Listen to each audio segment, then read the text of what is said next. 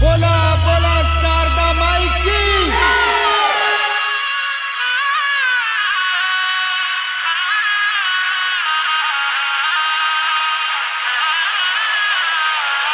माँ वैष्णवी फिल्म्स की प्रस्तुति।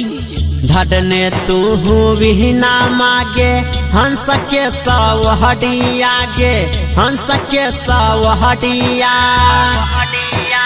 धड़ने तू विहीना मागे हंस के सवहडिया गे हंस के सवहडिया। हे शारदे मैया हे शारदे मैया हमारो फेरी दे नजरिया।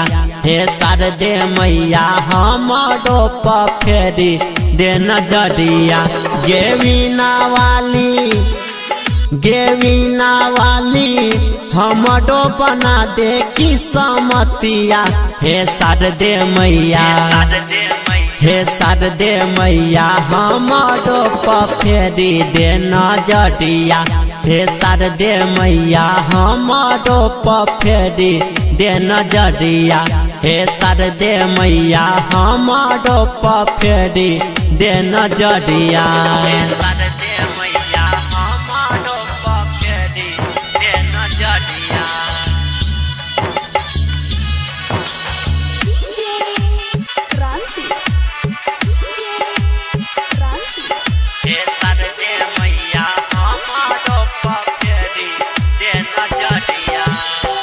छन में बनेल है मैया सबके तू ज्ञानी। हमटा से ले ले मुइन गे केकड़ा बते बही मैया मन के विपतिया। एक बेर बिना तिल सुन तो कहिया हमरो अपना लगे बहमा चरनिया। तो कहिया हमरो अपना लगे बहमा चरनिया। हे शारदे मैया हे शारदे मैया हमारो फेरी दे नजरिया। गे वीणा वाली हमारो बना दे किस्मतिया। हे शारदे मैया हमारो फेरी दे नजरिया।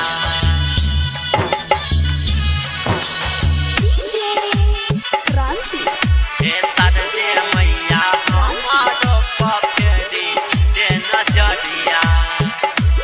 माँ वैष्णवी फिल्म्स की प्रस्तुति। लागैया अन्हार हमर जिंदगी है मैया कह दे न कनियो जोड़ गे। एक बेर हमरो पड़े मैया मुझसे कहा दे कह छियो कलह अपन जोड़। तह टाइटर गुडू ऋतिक के सुनहले अरजिया। हे शारदे मैया हे शारदे मैया हमारो फेरी दे नजरिया। गे वीणा वाली हमारो बना दे किस्मतिया।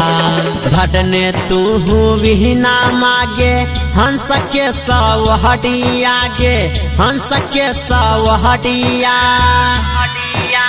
धड़ने तू विहीना मागे हंस के सवहडिया गे हंस के सवहडिया।